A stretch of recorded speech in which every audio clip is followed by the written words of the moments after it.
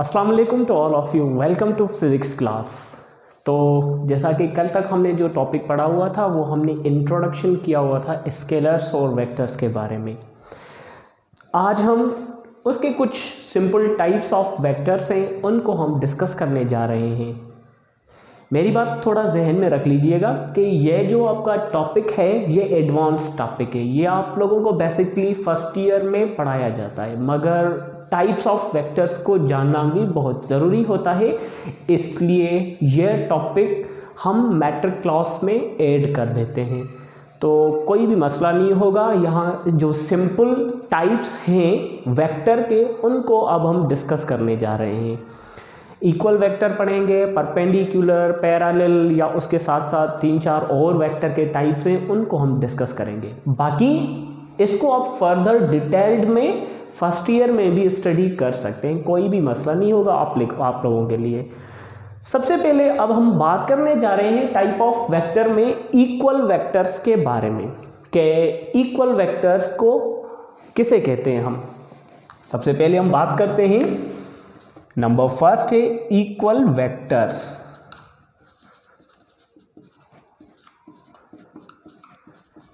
Equal vectors लफ्ज़ों से ही clear हो गया। इक्वल वेक्टर्स मतलब दो वेक्टर्स जिनका मैग्नीट्यूड भी सेम हो और उसके साथ साथ उसकी डायरेक्शन भी सेम ही हो, तो उसे हम कहते हैं इक्वल वेक्टर। से सपोज अगर मैंने दो एरोज मैंने यहाँ पे ले लिए, तो यहाँ पे हम दो से ज़्यादा भी ले सकते हैं, ज़रूरी नहीं है कि सिर्फ आपने दो ही लेने हैं। आप दो से ज़्यादा मतलब 3, 4, 5 कितने भी ले लें, मगर उन सब का मैग्नीट्यूड भी सेम होना चाहिए और उसके साथ साथ उनकी डायरेक्शन भी सेम होगी, तो उसे हम नाम दे देते हैं इक्वल वेक्टर्स का। सबसे पहले देखें डेफिनेशंस की क्या लिख लेते हैं हम। टू वेक्टर्स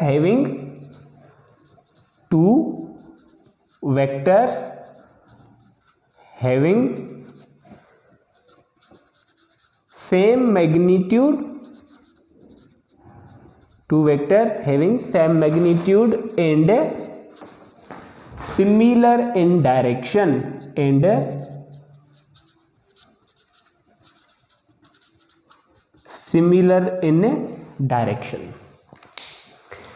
दो वेक्टर्स हम लेते हैं जिसका मैग्नीट्यूड भी सेम हो और उनकी डायरेक्शन भी सेम हो, तो उसे हम नाम दे देते हैं इक्वल वेक्टर्स का। मिसाल तौर कैसे, अब देख लें इसके एग्जाम्पल को। देखें, फर्स्ट कर लें ये एक वेक्टर है जिसका मैग्नीट्यूड गिवन है 7 सेंटीमीटर और 7 किलोमीटर। थोड़ा जहन में ये बात भी रख लें, इन टाइप ऑफ वेक्टर्स में सबसे जो कीमती हम बात कहते हैं वो ये कहते हैं कि फुट स्केल के हिसाब से, मतलब अगर आप लोगों को कुछ मैग्नीट्यूड किलोमीटर्स में लिखा हुआ हो, अगर फर्स्ट कर लें इस एरो का मैग्नीट्यूड है 7 किलोमीटर। अब आपने इतनी बड़ी लाइन तो स्केच नहीं कर सकते ना, 7 किलोमीटर, तो उस 7 किलोमीटर को हम रूलर पे उस फुट स्केल पे 1 सेंटीमीटर के इक्वल लेते हैं। तो मेरे कहने का मतलब ये हुआ, यहाँ पे हम 1 किलोमीटर को स्केल पे 1 किलोमीटर को हम इक्वल लेते हैं 1 सेंटीमीटर के, मतलब 1 किलोमीटर 1 सेंटीमीटर के बराबर हो गया, तो ये 7 सेंटीमीटर मतलब 7 किलोमीटर के इक्वल हो गया। जस्ट एक अजम्पशन हम लेते हैं। वो किस लिए अजम्पशन लेते हैं? इसलिए अजम्पशन लेते हैं ताकि हमें लाइन जो हो हमें बआसानी से ड्रा कर सके, स्केच कर सके, इस वजह से। अब देखें, एक वेक्टर है जिसका मैग्नीट्यूड 7 सेंटीमीटर है, जिसकी डायरेक्शन है वो है ईस्ट में। अब एक और सेकंड वेक्टर हम ले लेते हैं जिसका मैग्नीट्यूड भी सेम है, मतलब this is the B vector also, its magnitude 7 centimeter and its direction is east। अब इसकी डायरेक्शन भी देखो दोनों की सेम है और दोनों का मैग्नीट्यूड भी सेम है, तो इसे हम नाम दे देते हैं this is called the equal vectors. इसके मतलब आप बहुत सारे वेक्टर्स ड्रा कर सकते हैं। फर्स्ट कर लें, ये आपका ए वेक्टर है, ये आपका बी वेक्टर है, ये आपका ए वेक्टर है, ये आपका बी वेक्टर है, ये आपका ए वेक्टर है, ये आपका बी वेक्टर है। मतलब दोनों का मैग्नीट्यूड भी सेम होना चाहिए और उसके साथ साथ उन दोनों की डायरेक्शन भी अगर सेम ही होगी तो उसे हम नाम देते हैं इक्वल वेक्टर्स का। देखें, ये ए वेक्टर, ये बी वेक्टर, दोनों की जो डायरेक्शन है वो साउथ में है। ए वेक्टर ईस्ट में, बी वेक्टर भी ईस्ट में, दोनों की डायरेक्शन सेम, ए वेक्टर और ये बी वेक्टर। मुख्तलिफ किस्म से आप बहुत सारे वेक्टर्स ले लें, कोई भी फर्क नहीं पड़ता इससे। जितने वेक्टर्स ले लें हैं ले लो, 2 से ज़्यादा होने चाहिए, दोनों का मैग्नीट्यूड भी सेम और दोनों की डायरेक्शन भी अगर सेम होगी तो उससे हम नाम देते हैं इक्वल वेक्टर्स का। मैथमेटिकल रिलेशन हम कैसे लिखेंगे इसका, देखें मैथमेटिकली इसे हम कैसे डिफाइन करते हैं। मैथमेटिकली देखें, A is equal to B कह सकते हैं। क्यों? क्योंकि दोनों का मैग्नीट्यूड भी सेम है और दोनों की डायरेक्शन भी सेम है। R, इसे अगर मैं ऐसे लिखूं, R B is equal to A, then what is the difference between A is equal to B and RB is equal to A? तो इन दोनों में फर्क कुछ भी नहीं होगा। मतलब ये कहने का हुआ A इक्वल है B के या फिर B इक्वल है A के, दोनों का मैग्नीट्यूड रिमेन्स सेम है और दोनों की डायरेक्शन भी दोनों की सेम है। इस वजह से हम A इक्वल टू B और B इक्वल टू A ले लेते हैं, इससे कोई भी फर्क नहीं पड़ेगा। हाँ, इसकी हम एंगल के बारे में बात करें। अब एंगल किस चीज़ को कहते हैं? एंगल बेसिकली एक ग्रीक सिंबल थीटा से शो की जाती है, एंड थीटा इसे कहा जाता है थीटा, THE थीटा। अब थीटा किस चीज़ का नाम है? थीटा का मतलब होता है एंगल, जहां पे कोई कॉर्नर बनी हो। अब थीटा या उसकी जो एंगल होती है वो कहाँ बनती है? जब दो वेक्टर्स आपस में जुड़े हो, या तो उनका हेड आपस में फिक्स्ड हो या उन दोनों का टेल आपस में फिक्स हो, वहां पे हमारी बनती है एंगल। मगर यहाँ पे हम देख रहे हैं यहाँ पे तो कुछ भी नहीं बन रहा। फर्ज कर लें ये मैंने 2 ऐसे ही हाथ सीधे कर लिए, तो इन दोनों के मैग्नीट्यूड तो दोनों का सेम है और दोनों की डायरेक्शन भी सेम ही है। अब इन दोनों के बीच में एंगल को देखा जाए तो कौन सी एंगल बनेगी? आप लोग बोलेंगे तो इन दोनों के तो टेल्स आपस में फिक्स है ही नहीं। अगर इन दोनों के टेल्स फिक्स नहीं है तो वहां पे एंगल जो बनेगी वो बनेगी 0 डिग्री। ये थोड़ा ध्यान में रख लें। And theta is equal to 0 degree.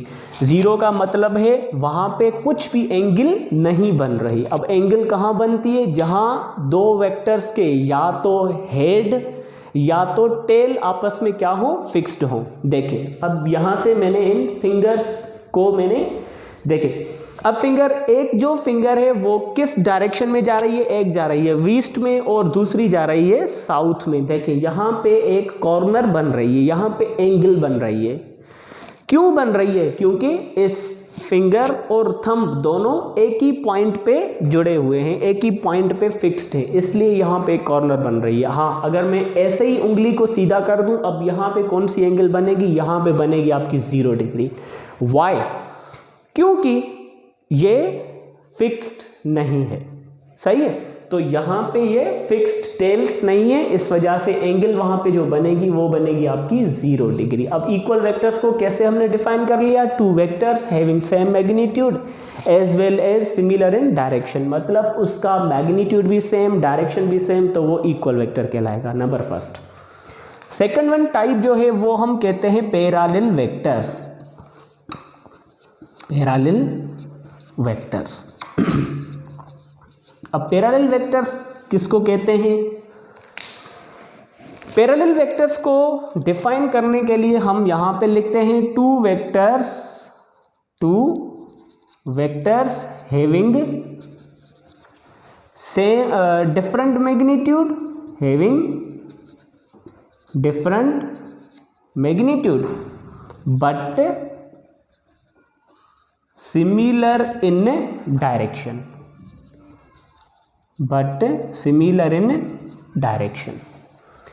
अब दो वेक्टर हम ले लेते हैं, उन दोनों वेक्टर्स का मैग्नीट्यूड डिफरेंट हो मगर उन दोनों की डायरेक्शन अगर सेम होगी तो उसे हम कहते हैं पैरेलल वेक्टर्स। मैथमेटिकल कैसे डिफाइन करेंगे देखें।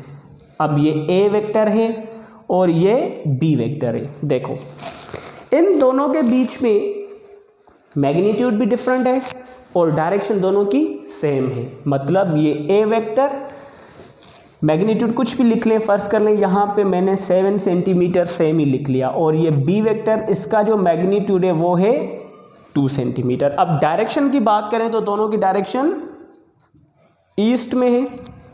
ये ए वेक्टर, ये बी वेक्टर, ये ए वेक्टर और ये बी वेक्टर। देखें कुछ भी बना ले, कुछ भी आप बना सकते हैं, इससे कोई भी फर्क वगैरह नहीं पड़ेगा। 2 वेक्टर ले लें, 3 वेक्टर ले लें, 3 या उससे ज़्यादा कितने भी आप वेक्टर्स ले सकते हैं, कोई फ़र्क नहीं, मगर उन दोनों के मैग्नीट्यूड्स में डिफरेंस होगा, डायरेक्शन उन दोनों की सेम ही होगी, तो उसे हम कहते हैं पैरेलल वेक्टर्स। मैथमेटिकल देखें हम कैसे इसे डिफाइन करेंगे, तो हम इसको ऐसे लिख सकते हैं A does not equal to B. सवाल अब ये होगा कि यहाँ पे हमने डज नॉट इक्वल की सिंबल क्यों दी, वो इसलिए हमने दे दी यहाँ पे डज नॉट इक्वल की सिंबल क्योंकि इन दोनों के मैग्नीट्यूड में डिफरेंस है, इस वजह से। आर मैं इसको ऐसे भी लिख सकता हूँ, R B does not equal to A, बात एक ही है। एंड थीटा कौन सी बन रही है, 0 डिग्री। क्यों 0 बन रही है मैंने ऊपर बात कर ली। इक्वल वेक्टर्स में एंगल वहाँ पे बनती है जहाँ पे वेक्टर्स के टेल्स या हेड आपस में क्या आ रहे होते हैं, फिक्स्ड होते हैं, ठीक है। या एक वेक्टर का हेड हो दूसरे का टेल हो, आपस में जुड़े हुए होते हैं, तो वहाँ पे कुछ ना कुछ एंगल मेजर होती है। मगर यहाँ पे एंगल मेजर नहीं हो रही, तो वहाँ पे एंगल आपकी बनेगी 0 डिग्री। Is that clear? तो हम पैरेलल वेक्टर को यूं भी बात करते हैं, so we can say that A is parallel to B. देखें अब इस सिंबल को कहा जाता है पैरेलल, इस सिंबल को पढ़ा जाता है क्या, पैरेलल। Is that clear?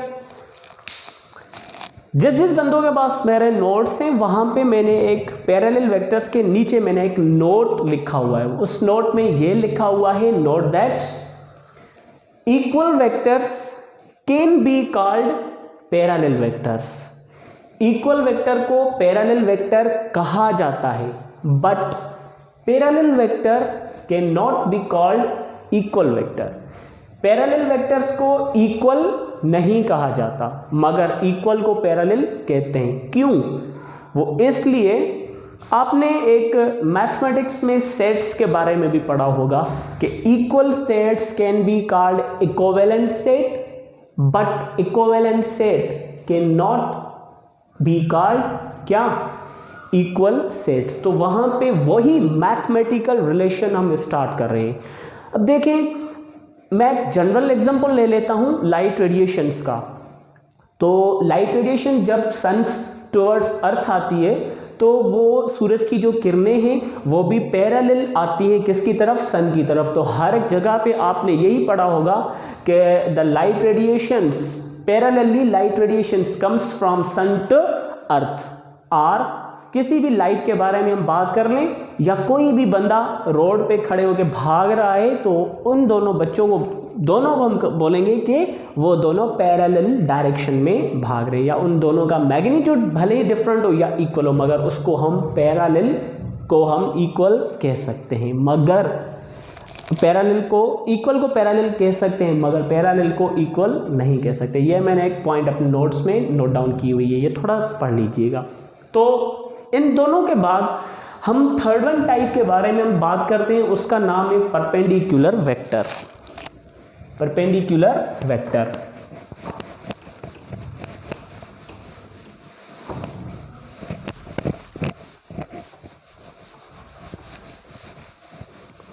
तीसरा जो टाइप है वो है परपेंडिकुलर वेक्टर्स। परपेंडिकुलर समझ रहे हो? हाँ नहीं पता था। परपेंडिकुलर वेक्टर का क्या मतलब होता है? परपेंडिकुलर वेक्टर का मतलब ये होता है जहां पे हमारी एंगल 90 सब्स्टिट्यूट हो। टू वेक्टर्स, डेफिनेशन क्या लिखते हैं? Two vectors which are at right angle to each other, right angle to each other। दो वेक्टर्स वो दोनों कहाँ पे हो? Right angle to each other हो। राइट एंगल समझ रहे हो? जहां पे आपकी एंगल 90 सब्स्टिट्यूट बनी हुई होती हो। कैसे? देखें, अब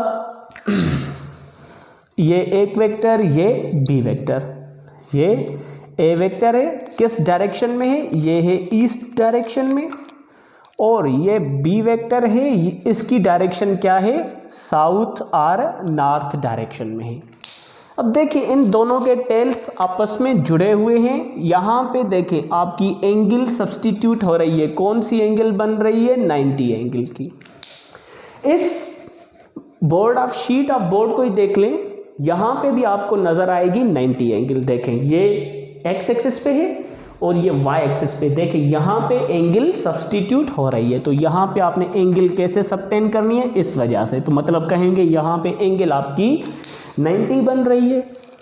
अपनी कॉपी को ही देख लें, नोटबुक को ही देख लें, वहाँ पे भी आपको 90 एंगल नज़र आएगी। इस रूम को ही देख लें, इस रूम में भी आपकी एंगल 90 सब्स्टिट्यूट हो रही है। चलो कोई बात नहीं, अपनी फिंगर्स को इस तरह से सीधा कर लें। आपकी जो फिंगर है वो एक डायरेक्शन में जा रही है और थंब किस डायरेक्शन में जा रहा है? डिफरेंट मैग्नीट्यूड के साथ डिफरेंट डायरेक्शन में जा रहा है। हाँ यही बात आपने बिल्कुल ठीक कही। ज़रूरी नहीं है परपेंडिकुलर वेक्टर्स का मैग्नीट्यूड सेम होना चाहिए, नहीं, ये फ़र्क नहीं पड़ता। परपेंडिकुलर वेक्टर में भले ही आप डिफरेंट मैग्नीट्यूड भी ले सकते हैं, इससे कुछ फ़र्क नहीं पड़ेगा। मतलब कहने का ये, अगर ए वेक्टर मिला हुआ है 4 सेंटीमीटर तो बी वेक्टर ओनली 1 सेंटीमीटर है, तब भी ये बात ठीक है। ज़रूरी नहीं है इन दोनों का मैग्नीट्यूड सेम हो, मगर परपेंडिकुलर में सिर्फ और सिर्फ हम बात करते हैं which are at right angle to each other। मतलब वहाँ पे जो आपकी एंगल बनेगी वो बनेगी 90 डिग्री, इसलिए उसे हम कहते हैं परपेंडिकुलर वेक्टर्स। मैथमेटिकल देखें वैसे कैसे डिफाइन करते हैं? A perpendicular to B and theta is equal to 90 degree. वहाँ पे जो आपकी एंगल बनेगी वो बनेगी 90। जैसे इस सिंबल को मैंने कहा पैरेलल, तो यहाँ पे आप टी को उल्टा लिख लें। अब इस उल्टी टी को आप पढ़ेंगे परपेंडिकुलर, मतलब जहाँ पे आपकी एंगल जो बनेगी वो बनेगी 90 डिग्री। जहाँ भी देखेंगे आपको ये परपेंडिकुलर वेक्टर्स एग्जैक्ट और क्लियर नज़र आएंगे। Is that clear? Okay, now let's come to the fourth one type. अब जो इसका चौथा टाइप है वो है opposite vectors.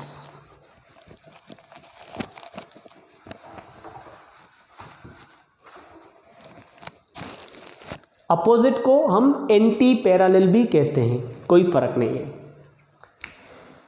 Fourth one type है ऑपोजिट और anti parallel vector. Anti parallel vector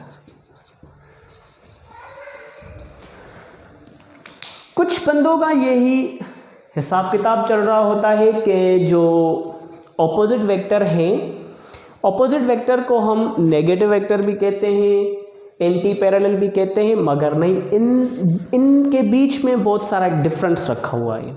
अब कौन से डिफरेंस है? सबसे पहले हम बात करते हैं अपोजिट वेक्टर के बारे में कि अपोजिट वेक्टर हम किसको कहते हैं। अपोजिट वेक्टर को डिफाइन करने के लिए हम लिखते हैं टू वेक्टर्स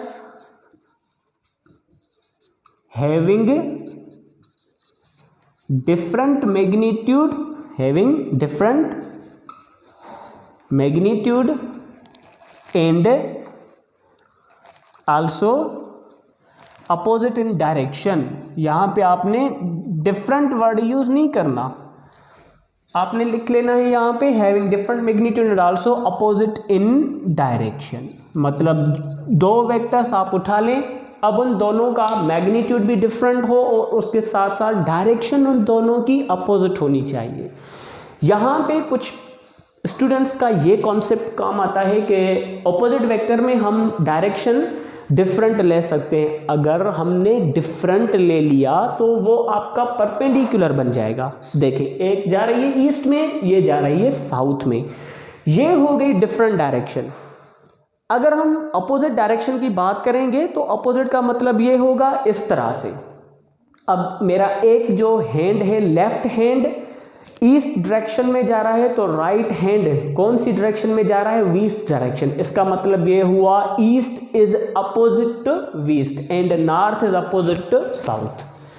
ठीक है, तो यहां पे आपने ए वेक्टर जिसका मैग्नीट्यूड है 10 सेंटीमीटर, डायरेक्शन क्या है इसकी? ईस्ट डायरेक्शन है, और ये आपने उठा लिया बी वेक्टर। अब इस बी वेक्टर का जो मैग्नीट्यूड है वो है 5 सेंटीमीटर, मगर इसकी डायरेक्शन जो है वो वेस्ट डायरेक्शन में है।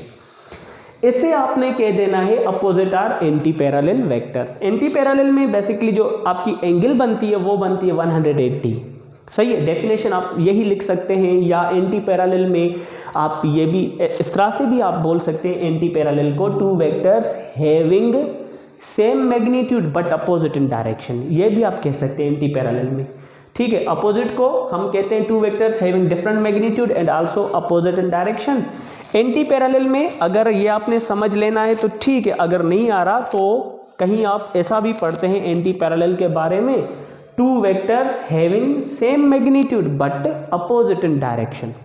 ठीक है, अगर आपने एंटी पैरेलल को फिर से ही पढ़ लेना है तो अपोजिट को यही डेफिनेशन करेक्ट है बिल्कुल।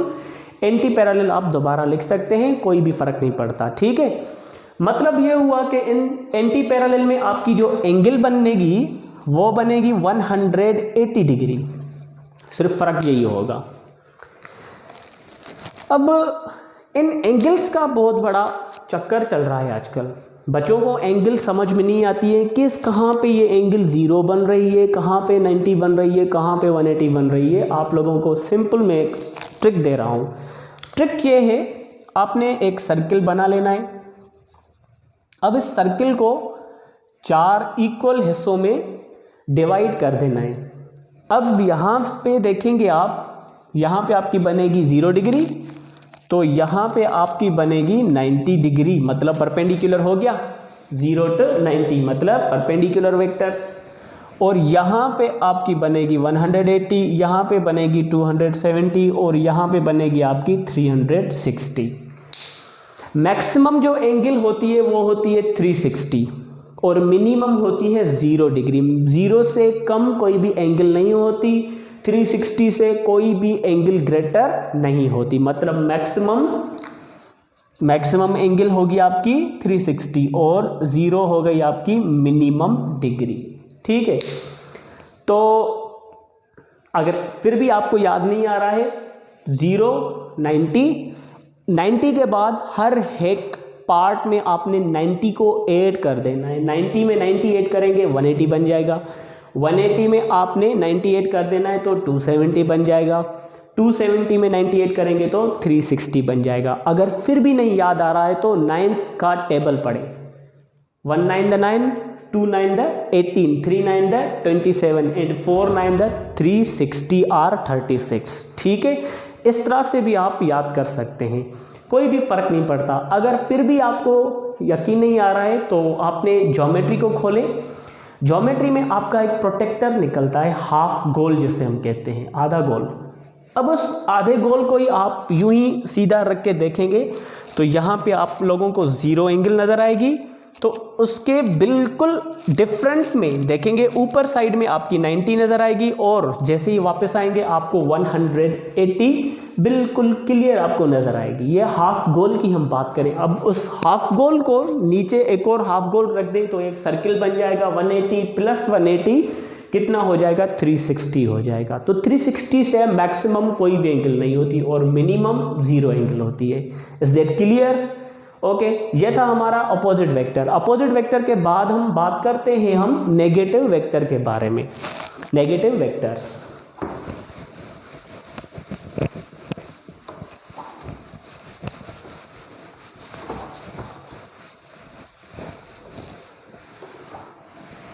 अब नेगेटिव वेक्टर में क्या हम बात करेंगे? नेगेटिव वेक्टर में 4 5 पांचवाएं ये टाइप, पांचवा है हमारा negative vector. Clear?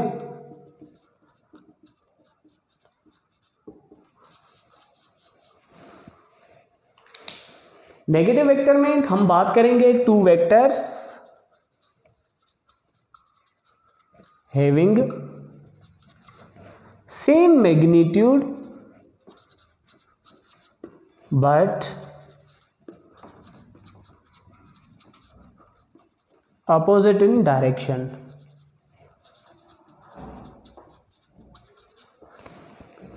Clear? Negative vector में हमने क्या कर देना है, सिर्फ वेक्टर्स को नेगेटिव करना है, उनको माइनस कर देना है। मतलब उन मैग्नीट्यूड उनका सेम होना चाहिए मगर उनकी डायरेक्शन जो होगी वो अपोजिट होगी। जैसे हम नाम दे देते हैं नेगेटिव वेक्टर्स का। किस तरह से, देखें, ये मैंने एक वेक्टर उठा लिया, देखें, फर्ज कर लें इन दोनों का मैग्नीट्यूड भी सेम है, या हम इसे इस तरह से भी लिख सकते हैं, एक एक्स एक्सिस ले लिया, दूसरा एक्स नेगेटिव ले लिया, एक y ले लिया पॉजिटिव तो एक y नेगेटिव ले लिया, या इस तरह से आप इसको z एक्सिस में भी शो कर सकते हैं। ये हमने z ले लिया तो ये z एक्सिस ले लिया हमने। क्लियर? तो अब इन वेक्टर्स में आपको जो एंगल मिलेगी वो 1 होगी, 180 एंगल। अब इनका जो मैग्नीट्यूड होगा वो सेम ही होगा। कैसे, देखें, अगर फर्स्ट कर लें ये है a वेक्टर जिसका मैग्नीट्यूड है 4 सेंटीमीटर, और ये जो वेक्टर है ये होगा -4 सेंटीमीटर। मैंने कल एक बात कही हुई थी, वो ये कही हुई थी कि मैग्नीट्यूड कभी नेगेटिव नहीं होता। याद है आप लोगों को कुछ, मैग्नीट्यूड नेगेटिव नहीं होता, मगर यहाँ पे तो मैंने माइनस की सिंबल इंडिकेट की हुई है। तो यहाँ पे इस बात का क्या मतलब निकला, यहाँ पे इस बात का मतलब ये निकला नेगेटिव साइन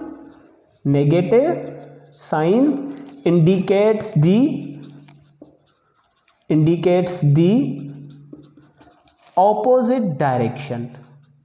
हाँ, यहाँ पे मैग्नीट्यूड की बात नहीं कर रहा, मतलब ये जो नेगेटिव सिंबल है ये इसकी अपोजिट डायरेक्शन की बात कर रहा है। अगर एक बच्चा पॉजिटिव डायरेक्शन में भाग रहा है, दूसरा बच्चा नेगेटिव डायरेक्शन में भाग रहा है, मतलब एक दूसरे की अपोजिट डायरेक्शन में भाग रहे हैं। एक जा रहा है ईस्ट की तरफ, दूसरा जा रहा है वेस्ट की तरफ। अब उन दोनों के बीच में मैग्नीट्यूड रिमेन सेम होगा।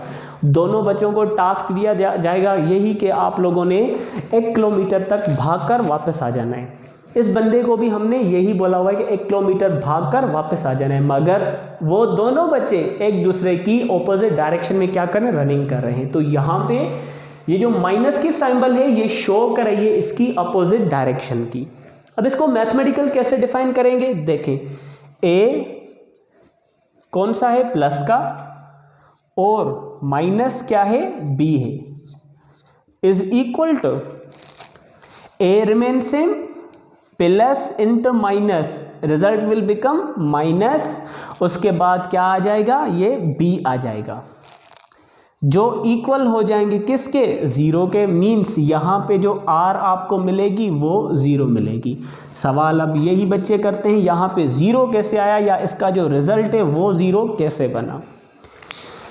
a का मैग्नीट्यूड कितना गिवन है, 4 है, माइनस की माइनस और b का मैग्नीट्यूड भी 4 + 4 - 4 से cancel, then the result will become 0। इसलिए यहाँ पे इसका जो r मिलेगा, रिजल्टेंट वेक्टर जो हमें मिलेगा वो हमें मिलेगा 0। इसलिए मतलब फार्मूला हम क्या लिखते हैं, a + × -b = a - b = 0।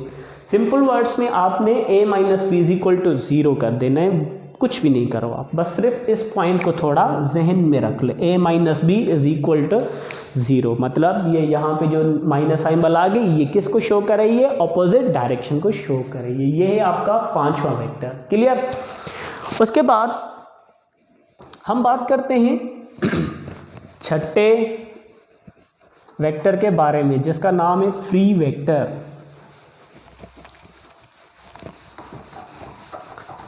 Free vector, the sixth one vector type is free vector। अब इसका तो नाम से ही पता चल गया बच्चे का कि फ्री का मतलब होता है आज़ाद, जो घर में बंदा ही सिर्फ एक हो, ना उसके आगे कोई हो ना उसके कोई पीछे हो, तो वो बंदा क्या हो जाएगा, फ्री हो जाएगा। उसकी मर्ज़ी है, जहाँ भी जाना चाहे जा सकता है, भले वो पाकिस्तान में रहे या पाकिस्तान से किसी और कंट्री में शिफ्ट हो जाए, वो उसकी मर्ज़ी है। क्यों मर्ज़ी है? क्योंकि वो फ्री है, ना उसके आगे कोई है ना कोई उसके पीछे है। तो यहाँ पे हम किसी बंदे की बात नहीं कर रहे, यहाँ पे हम बात कर रहे हैं वेक्टर की। मतलब ये हुआ कि free vector a vector which is not fixed at origin. कोई भी वेक्टर उठा लें, अब उस वेक्टर जो टेल है उसका वो फिक्स्ड ना हो। मतलब कैसे, आप अपने डाइस पे या टेबल पे इस पेन को रख के उसको आप यूं फोर्स लगाएं। अब फोर्स जैसे ही लगाएंगे ये क्या करेगी, रोटेट करेगी। अब इसकी रोटेशन जो होगी वो क्या होगी, फ्री होगी। क्यों फ्री हो रही है rotation?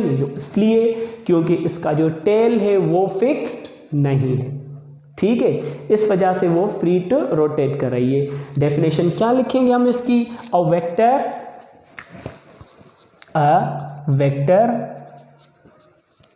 Which is not fixed at origin and free to rotate but it is always parallel to itself। अब इसके ना कोई आगे है ना कोई पीछे, मगर ये हमेशा खुद से क्या कर रहा है, पैरेलल है। इसकी जंग खुद से ही है, ये खुद के लिए सब कुछ कर रहा है, जो करेगा खुद के लिए करेगा। इसलिए हम इसे क्या कहेंगे, it is always parallel to itself. ये खुद से पैरेलल है।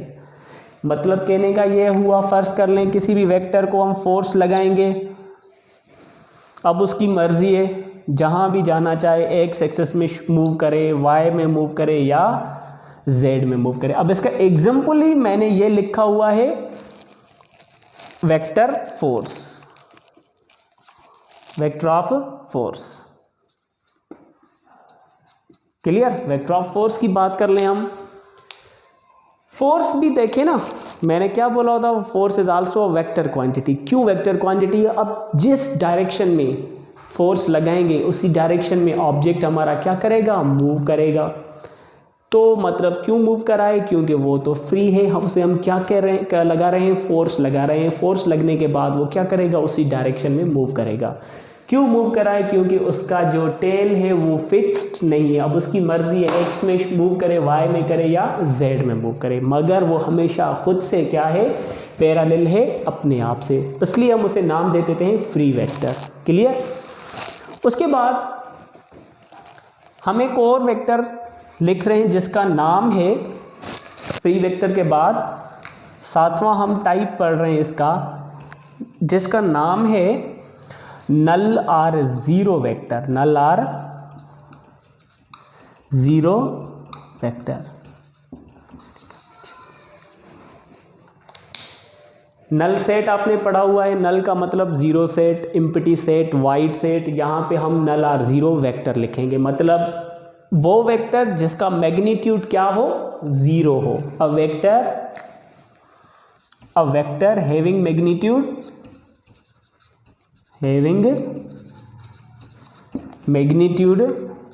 जीरो, वो वेक्टर जिसका मैग्नीट्यूड जीरो हो but it has arbitrary direction. Arbitrary का मतलब ये एनी डायरेक्शन, मतलब any direction. Or the sum of two null vectors or the difference of two negative vectors. दो डिफरेंस करेंगे हम नेगेटिव वेक्टर्स की, तो उनका भी जो हमें रिजल्ट मिलेगा वो हमें क्या मिलेगा, ज़ीरो ही मिलेगा। एक इमेजिनरी एक हम लेते हैं कोई भी वेक्टर जिसको हम कहते हैं कि वो उसकी डायरेक्शन जो है वो आर्बिट्ररी डायरेक्शन है। ये कुछ 6 से 7 जो टाइप्स हैं ये बिल्कुल सिंपल हैं, आप लोगों ने इससे स्टडी कर देनी है, यही आप लोगों के लिए काफ़ी है। आप लोग छोड़ें फ़िलहाल यूनिट वेक्टर को, पोजीशन वेक्टर को, ये कुछ एडवांस टॉपिक हैं जिसकी आप स्टडी करनी है आप लोगों को फर्स्ट ईयर में। अगर आप लोगों ने यही 6 से 7 टाइप्स पढ़ लिए, समझ लिए, यही आप लोगों के लिए काफ़ी हो जाएगा। अगर आप लोगों को फिर भी कुछ भी समझ में नहीं आ रहा है तो आप मुझसे बिल्कुल पूछ सकते हैं, कोई भी आप लोगों को मसला नहीं होगा, आपको मेरी तरफ से रिप्लाई आता रहेगा। अब तक के लिए इतना ही, अपना ख्याल रखें और मुझे अपनी दुआओं में याद रखें। अल्लाह हाफ़िज़।